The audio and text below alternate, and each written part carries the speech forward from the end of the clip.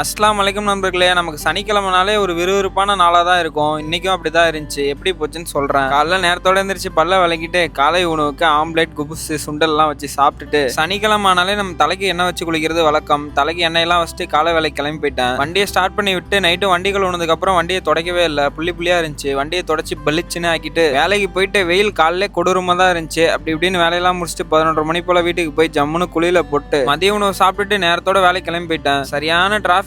வேலையை முடிக்கவே 8:30 மணி ஆயிடுச்சு. போகும்போது முட்டை கடையில் முட்டை வாங்கிட்டு போகலாமே முட்டை கடைக்கு போய் முட்டையை வாங்கிட்டு 8:50 போல வீடு போய் சேர்ந்தேன். வேலையா எடுத்துட்டு வந்து தொழில கொஞ்சம் அரியர்லாம் இருந்துச்சு. அதெல்லாம் கிளியர் பண்ணிட்டு இன்னைக்கான உடற்பயிற்சி தொடக்கறி பண்றது தான். அதுக்கு சில வார்ம் அப்லாம் பண்ணி ரெடி ஆயிட்டு கொஞ்சம் கஷ்டமா தான் இருந்துச்சு. ஒரு வழியா விடாமுயற்சியுடன் அதெல்லாம் முடிச்சுட்டு நைட்டு உணவு சாப்பிட்டுட்டு நமக்கு சில ஜாமான்லாம் வாங்க வேண்டியது இருந்துச்சு. கை காயறதுக்குள்ள காடி எடுத்துட்டு கடைக்கு போயிட்டேன். வேண்டிய ஜாமான்லாம் வாங்கிட்டு பர்ஃபியூம் செக்ஷன்ல போய் நம்ம செக் பண்ணாம எங்கேயும் போகவே மாட்டோம். ரொம்ப நாள் கழிச்சு நம்ம ஃபேவரட் அத்தரும் ஸ்டாக் வந்திருக்கு. இதுல ஆல்கஹால்லாம் இல்ல. யாராச்சும் வேணா ட்ரை பண்ணி பாருங்க. அங்க இருந்து அப்படியே வேலைக்கு போயிட்டு வேலையெல்லாம் முடிச்சுட்டு வீட்டுக்கு போன அப்புறம் தான் அண்ணனுக்கு ஞாபகமே வருது. முடி வளர்ச்சிக்கு தேவையான விதையெல்லாம் சாப்பிடலன்னு. அதெல்லாம் சாப்பிட்டுட்டு சப்ஜா சீட் ஊற வச்சுட்டு நாளை முடிச்சுக்கிறேன். நாளைக்கு பார்க்கலாம். விடாமுயற்சியுடன் இருங்க.